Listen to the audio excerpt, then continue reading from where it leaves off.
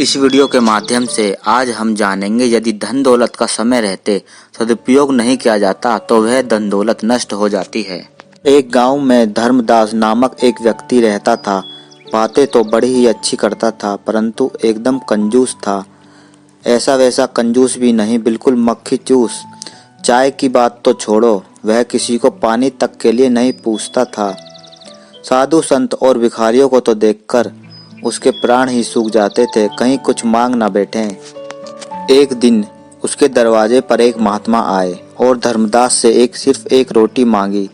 पहले तो धर्मदास ने महात्मा को कुछ भी देने से मना कर दिया, लेकिन तब वह खड़ा ही रहा तो उसे आधी रोटी देने लगा। आधी रोटी देखकर महात्मा ने कहा कि अब तो मैं आधी रोटी नहीं, पेट भर खाना खाऊंगा। इस पर धर्मदास ने कहा कि मैं अब कुछ भी नहीं दूंगा। महात्मा रात भर चुपचाप भूखा प्यासा धर्मदास के दरवाजे पर खड़ा रहा। सुबह जब धर्मदास ने महात्मा को दरवाजे पर खड़ा देखा तो सोचा कि अगर मैंने इसे भरपेट खाना नहीं खिलाया और ये भूखा प्यासा यहीं मर गया तो मेरी बदनामी होगी और बिना कारण ही साधु की हत्या का दोष लगेगा। धर्मदास ने महात्मा से कहा कि बाबा, तुम भी यह क्या याद करोगे, आओ पेट भर खाना खा लो। महात्मा भी कोई ऐसा वैसा नहीं था। धर्मदास की बात सुनकर महात्मा ने कहा कि अब मुझे खाना नहीं चाहिए, मुझे तो एक कुआं खुदवा दो। धर्मदास ने कहा, महाराज, कुआं खुदवाने की बात बीच में कहाँ से आ गई। धर्मदास ने कुआं खुदवाने से साफ मना कर दिया। साधु महाराज फिर रात भर भूखे प्यासे धर्मदास के दरवाजे पर खड़े रहे। अगले दिन सुबह भी जब धर्मदास ने साधु महात्मा को भूखा प्यासा अपने दरवाजे पर ही खड़ा पाया तो सोचा कि अगर मैंने कुआं नहीं खुदवाया तो ये महात्मा इस बार जरूर भूखा प्यासा मर जाएगा और बदनामी होगी। धर्मदास ने काफी सोच विचार किया और महात्मा से कहा कि साधु बाबा, मैं तुम्हारे लिए एक कुआं खुदवा देता हूँ और इससे आगे कुछ मत बोलना। साधु महाराज ने बोला, नहीं, अब एक नहीं, मुझे 2 कुआं खुदवाने पड़ेंगे।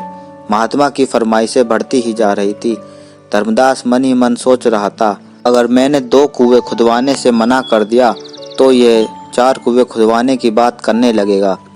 इसलिए धर्मदास ने चुपचाप 2 कुएं खुदवाने में ही अपनी भलाई समझी। कुएं खुदकर तैयार हुए तो उसमें पानी भरने लगा।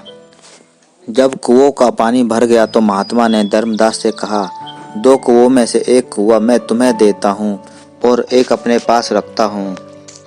साधु महात्मा धर्मदास से बोले, मैं कुछ दिनों के लिए कहीं जा रहा हूँ, लेकिन ध्यान रहे मेरे कुएं में से तुम्हें एक बूंद पानी भी नहीं निकालना है। साथ ही अपने कुएं में से सब गांव वालों को रोज पानी निकालने देना है। मैं वापस आकर अपने कुएं से पानी पीकर प्यास बुझाऊंगा। धर्मदास ने महात्मा वाले कुएं के मुंह पर एक मजबूत ढक्कन लगवा दिया। सब गांव वाले रोज धर्मदास वाले कुएं से पानी भरने लगे। लोग खूब पानी निकालते और कुएं का पानी कम ना होता।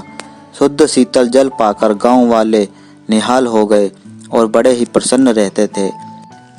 महात्मा जी और धर्मदास का गुणगान करते ना थकते थे।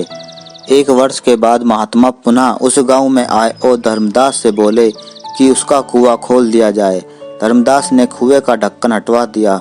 लोग यह देखकर हैरान रह गए कि कुएं में एक भी बूंद पानी नहीं था।